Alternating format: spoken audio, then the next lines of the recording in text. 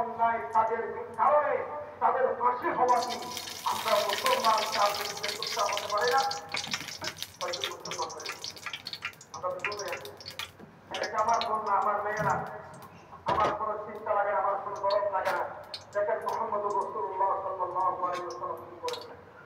রাসূলুল্লাহ সাল্লাল্লাহু আলাইহি ওয়াসাল্লাম যখন মদিনা শরীফে হিজরত করেছেন মক্কা থেকে আসার পরে মদিনার মধ্যে হিজরত করেছেন। মদিনাতে হিজরত করার পরে মদিনা শরীফ থেকে একটু দূরে একটা ইহুদি গোত্র ছিল, বনি কায়নুকা। এই বলেন বনি কায়নুকা ইহুদি গোত্র।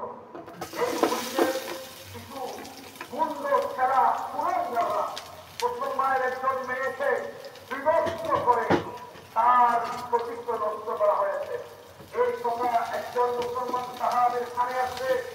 একজন মুসলমান সাহাবীর কানে আসার সাথে সাথে সেই মুসলমানের সে যুবক, সেই মুসলমানের সে সাহাবী আবার এমন দর্শিত হয়েছে, হাজার ইহুদির বিরুদ্ধে সে তওবা নিয়ে হয়ে গেছে।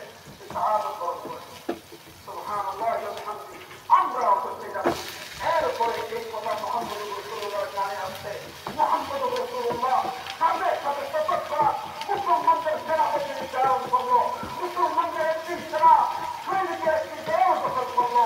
তাদেরকে বনু কায়নুকার কাছে পাঠিয়ে দিয়েছে। বনু কায়নুকের কাছে পাঠিয়ে দিয়ে 15 দিন পর্যন্ত বনু কায়নুকা এই বিশাল সৈনিককে তারা ঘেরাও করে রেখেছে।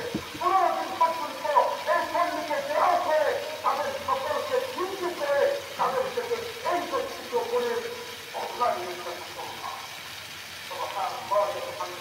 এরাই হচ্ছে মুসলমান। আজকের আমরা মুসলমানদের ডুবে আছি। মুহাম্মদ রাসূলুল্লাহর সিরাতটা আমরা পড়ি না, মুহাম্মদ রাসূলুল্লাহর জীবনটা আমরা জানি না।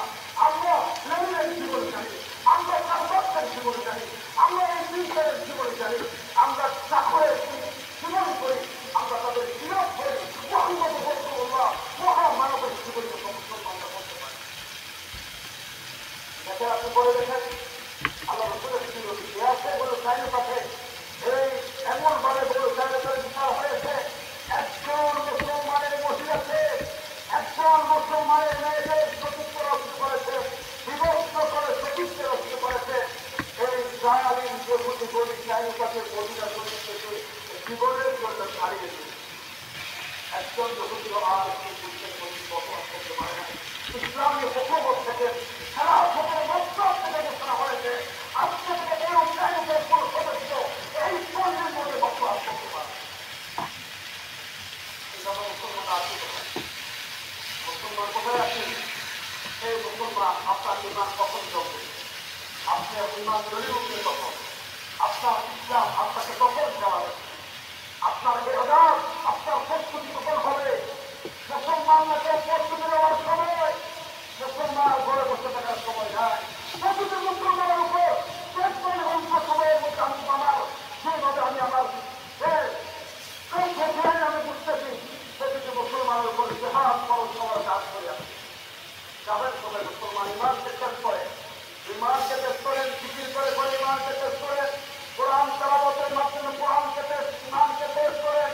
আল্লাহর ইস্তেগফারের মাধ্যমে আপনার ইমানকে আপনি ট্রেন করেন, আপনার ইমানকে আপনি চালানো করেন। আপনার সেই ইমান একজন মহিলা দর্শিত হবে, একজন মুসলিমের কাছে আপনার দিনের মধ্যে পুরো প্রকারে যারা করা শিখতে হবে না। আপনি স্পষ্ট মনে করেন আপনি মোনাফিক। বলেন কি? বলেন কি? বলেন কি? মুনাফিকের স্থান হলো জাহান্নামের একজন কবরে। যেতে পারবেন? যাওয়ার খেয়াল আছে?